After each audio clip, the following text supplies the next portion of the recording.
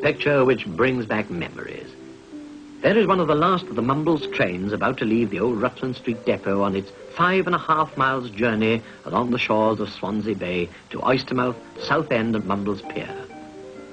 Alas, this historic line, which has now lasted for well over 150 years as a passenger-carrying concern, has been amputated. It only went from Swansea to Southend, and the Mumbles Pier terminus, which I used to adore as a youngster, was no longer there. Now, even these cars, electric cars, are modern to me, for I remember the days when it was all driven by steam. A wonderful, puffing, belching old tank engine used to be attached to 5 or 6 toast-rack-type open tram cars. And when we were boys, our pride was always to sit right at the front on top. We braved the smut that came belching out to the engine. It didn't matter. A black face meant pride, courage, glory. First stop was the slip. And little boys here used to run along turning somersaults.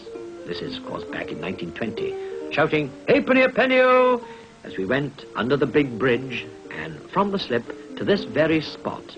If we were lucky, we used to stand at the top and peep over the old recreation ground and the St. Helens rugby and cricket ground. And if we were very lucky, we could see for nothing, without paying, from the top of the train, Glamorgan play. Then we used to come to Bryn Mill. This was always rather a snooty stop.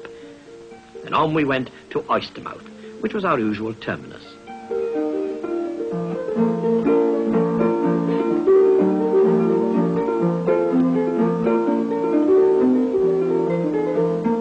But the really exciting point came when we hit the sea, because the railway runs right along the sea coast to Oystermouth. You could look out from here for your first glimpse of the lovely curve of Swansea Bay.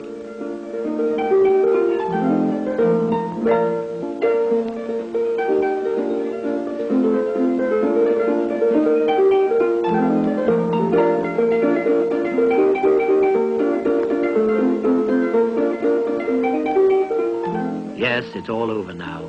Nobody tried to save it. This, the oldest passenger line in the whole of the world. And I wonder, as it comes to an end and the buses take its place, what the folk of Swansea feel about it all.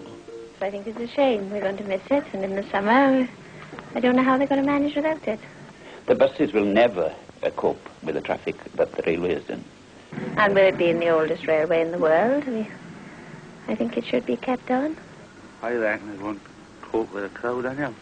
Not myself, anyhow, from experience.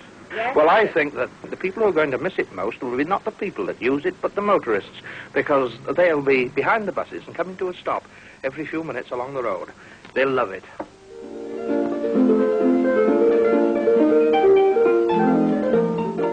Now the rails are torn up and they lie rusting under the limestone cliffs that lead to the old Mumbles Pier.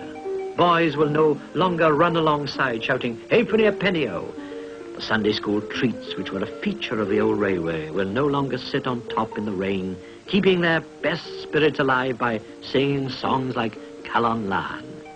Calon Lan, Atlandaioni, Sekahiu, Aleligon, Simon Calon Lan, Ascani, Anaki, Sagalana. I remember on this very stretch riding with Dillon Thomas on the top, covered with smoke, improvising verses to the rhythm of the rails. Terrible verses they were. One which started, "At the corner of Pell Street a vampire appears, singing garlic, sweet garlic, it's sung there for years. See, it taps at the windows of Councillor Rees, and it sings as it taps a most sinister piece." But we used to come back from Oystermouth, Southend and the Mumbles Pier, drenched with rain, umbrellas up on the top seats, but always in triumph.